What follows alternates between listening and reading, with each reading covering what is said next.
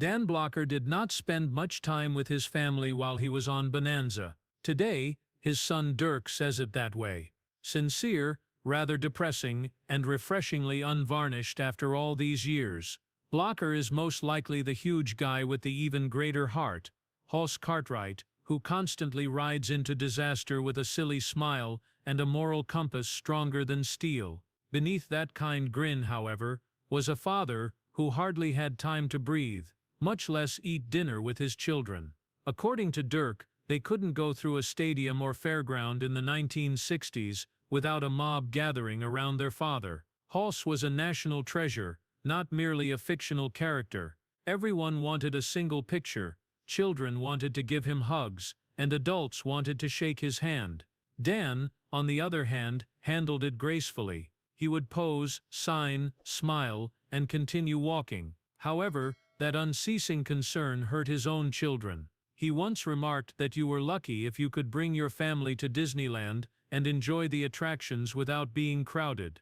Those were uncommon times for him. He and his wife, Dolphia, and their 4 children, 2 boys and 2 girls, lived in the San Fernando Valley. They enlarged the house after Bonanza took off. A game room, additional bedrooms, and even a swimming pool. However, the outside world continued to infiltrate even in those cases. Dan had the option to relocate to Beverly Hills, the home of all the other famous people. The producers and agents instructed him to do that. They said the schools up there are superior. However, Dan saw right through it. Better schools are more akin to those with more affluent parents. That was not Dan's life. He previously told a reporter, "If the Valley's schools are good enough for ordinary kids, they're good enough for mine." He meant it. Despite being 6'4" and weighing about 300 pounds, Blocker wasn't attempting to project an air of grandeur. All he desired was to become a father. One who literally put his children to bed by 8 o'clock and taught them right from wrong. Dolphia and Dan had a plan. A child would be expelled from the 8 o'clock club for a full week if they weren't sleeping by 8. It may sound ridiculous, but it was effective. The children desired to fit in. They enjoyed the pattern. Dan allowed Dolphia to enforce the rules. He was the teddy bear, the cuddly one. Their children were even referred to as a pretty good crew. The problem is that your children also perceive you as Hoss Cartwright to the entire world. On TV they watch you fend off bandits. They act as though it doesn't matter when you get shot in the shoulder, fall off horses and wrestle with grown men. It doesn't matter to them if it's a lie. Dan assured them that it was only a show. Despite his denial that it was true, one of his kids broke down in tears during a particularly moving episode. She hurried over to him, felt his head, and asked if he needed an aspirin, despite the fact that he had only been grazed by the bullet. The link was that strong. The actor was not visible to them. They saw their father, and that's what the fans missed. They saw the hero, the cowboy, but not the dad who sat up at night, wondering if he was losing out on his children's greatest years. You have to travel all the way back to Texas, before the ranch, before Hollywood, to truly get it. DeKalb, a tiny community nestled in Bowie County, is where Dan was born. His origins were modest. In O'Donnell, Texas, his parents, Ora Shack Blocker and Mary Arizona Blocker, had a small grocery shop. Dan was different, but the place wasn't exactly screaming future TV star. He physically stood out even as a child. He was always tall for his age, and became a behemoth when he reached adulthood. 300 pounds, broad shoulders, and dinner plate-sized hands. Here's what people don't get though. In addition, he was a kind, compassionate man who could diffuse a conflict without using force.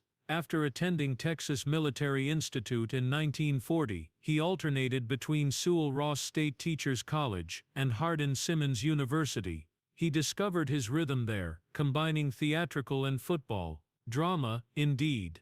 The same man who had been a bouncer in a seedy club was now an actor. He received his degree in speech and drama from Sewell Ross.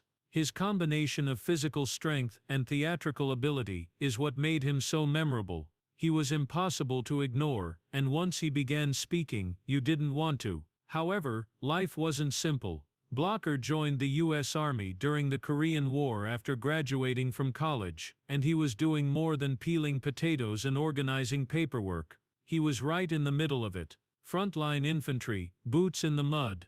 He was a sergeant in the 179th Infantry Regiment's 5th Company, 2nd Battalion. The man received a Purple Heart after witnessing actual battle and suffering injuries. In addition, he earned a huge list of medals: the Combat Infantryman Badge, the Korean Service Medal with 2 Bronze Stars, the National Defense Service Medal, and more. He wasn't acting heroically. In fact, he was one.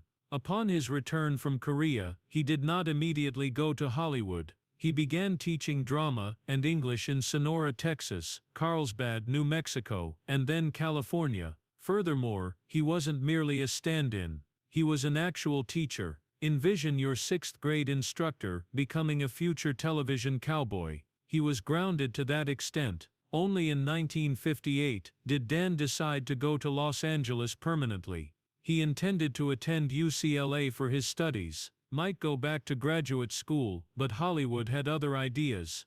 A silly part in the Three Stooges short Outer Space Jitters was his first major break. He played a space goon and was labeled as Don Blocker. It was unglamorous, but it provided opportunities.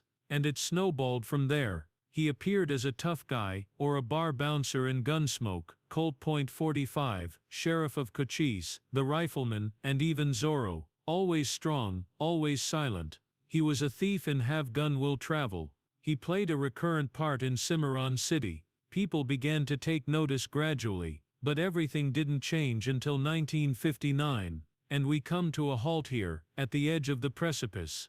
Because Dan was given the part that will shape his life for the rest of it, one that would finally shatter the privacy of his family and make him a household star and TV icon. The friendships, conflicts, and secrets Dirk has ultimately chosen to divulge, however, come before we discuss casting and the actual events that took place on the Bonanza set. We must go back to the precise moment Dan entered the stage dressed as a character, turned to face the audience, and realized that nothing would ever be the same. Host Cartwright is the first name that comes to mind. That's the part. The legacy is that NBC is taking a chance by producing a family western, a new genre of western. Indeed, they desire action, but they also desire heart. A man resides on Nevada's expansive Ponderosa Ranch with his 3 boys. Every son has to contribute something special. Hosts required a big, strong, and lovable person. Someone who could use a bear hug to break up a pub fight while still making children laugh with a simple eyebrow raise. Someone with the appearance of being able to wrestle a horse but who would cry if he saw a puppy limping. That person was Dan Blocker. He walks into casting at 6'4", over 300 pounds. But he's not loud, not aggressive. He's calm, warm. His handshake is firm but his voice is soft. That contrast, it hits the casting team like lightning. They've seen tough guys. They've seen sweet guys. But both in one. That's rare. That's Hawes. And just like that, Dan lands the role. Over the next 13 years he appears in 415 episodes, one of the highest counts for any cast member. Bonanza runs from 1959 to 1972, becoming the second longest running Western in NBC history at the time. At its peak it pulls in tens of millions of viewers every week. People don't just watch Hawes, they wait for him. They cheer when he shows up. They laugh when he fumbles over his words. They trust him. Now here's something you might not know. Dan didn't play Hawes like a cowboy caricature. He had a guiding thought, an old quote that stuck with him. Every time he stepped into Hawes's boots he thought about kindness, about doing good while you can. Because as he once explained, we only pass this way once. And viewers felt that, especially kids. Over the years Dan got letters, hundreds of them. One from a boy simply said, "I wish you were my dad." That hit him hard. It wasn't about stardom. It wasn't about ratings. It was about what Hawes stood for: safety, loyalty, love. That letter stayed with Dan. It made every long shoot, every missed family dinner feel a little more worth it. But even as the show climbs in ratings, Dan doesn't slow down. He works outside of Bonanza too. In 1963 he stars in Come Blow Your Horn alongside Frank Sinatra. Then again in 1968 in Lady and Cement. That time he plays a tough guy, something totally opposite from Hawes, and it works. He's intimidating when he wants to be. Later Stanley Kubrick considers casting him in Dr. Strangelove to play Major T.J. King Kong. That's the role that ends up riding the atomic bomb in the final scene. But Dan never takes the part. His agent turns it down before he even gets a chance to read it. Slim Pickens ends up doing it. But film historians still wonder what if Blocker had said yes. Still, Dan isn't hurting for projects. In 1968 he stars in Something for a Lonely Man. He plays a blacksmith named John Killebrew, who starts a new town from scratch. The story is all heart, and fans love it. Then in 1970 he shifts gears again in The Cockeyed Cowboys of Calico County. This time it's comedy. He plays a shy bachelor with a clumsy charm, and the cast, packed with legends like Jim Backus, Mickey Rooney, and Jack Ilham. But here's the part that really surprises people. Dan Blocker isn't just acting, he's building a brand. In 1963 he becomes part owner of a new restaurant chain called Bonanza Steakhouse. The hook, Dan makes appearances as Hawes. He's on the ads. He shows up at openings and yes, he shakes every hand, signs every menu and takes every picture. The business grows fast. People trust Hawes, and if Hawes says the steak is good, well, you believe him. And Dan doesn't do it alone. In 1964 his son Dirk joins him on screen for the first time. It's a car commercial. A small moment, but a big one for the Blocker family. Dirk later says it's one of his earliest memories of his dad's career. Not the TV set, not the ranch, but a commercial. Just the two of them, smiling, working together. That's how deep the bond went. Now you might think success like that would go to a man's head, but not Dan. He stays grounded. He stays humble. He never forgets where he came from. He makes friends on set, including a young director named Robert Altman. They hit it off. Years later Altman wants Dan for The Long Goodbye. He wants him to play Roger Wade. But before filming starts, tragedy strikes. Dan passes away suddenly, and the role goes to Sterling Hayden. The final cut of the film is dedicated to Dan Blocker. By now Bonanza is nearing its final seasons. The audience is changing. TV is changing. But Dan, he's still showing up, still cracking jokes between takes, still making time for every fan, and still going home every night to the valley, to his wife and kids. But behind the success, the steakhouse, the fame, the pressure starts to build. Dan's health becomes a concern. He's been big all his life, and now that weight is catching up with him, he pushes through it, keeps working, keeps smiling, but those closest to him start to worry. Dirk remembers those final years, the long shoots, the quiet moments at home, and those memories are about to take center stage. So what was life really like for the Blockers outside the studio lights? And what finally broke the man fans thought was unbreakable? Behind the smile and cowboy hat, Dan Blocker lived a life filled with purpose, conviction, and quiet love for his family. Off camera he wasn't a TV legend. He was a father, a husband, and a man rooted in values. He married Dolphia Parker, the woman he met at Sul Ross State University, and together they raised 4 children in Los Angeles. They had 2 daughters, Dana Lynn and Deborah Lee, and 2 sons, David and Dirk, and every one of them felt the impact of Dan's enormous presence. David Blocker became a successful Hollywood producer. In 1998 he won an Emmy for producing Don King, Only in America. Dirk meanwhile pursued acting, continuing the Blocker name in front of the camera, but growing up, they all felt what fans only guessed at, how much Dan gave to his family, even as he gave so much to his work. Dan wasn't flashy about his beliefs, but he stood strong for them. He was a free Methodist and a proud Democrat. He publicly supported California Governor Pat Brown in 1966 and later backed presidential candidates, Eugene McCarthy and Hubert Humphrey.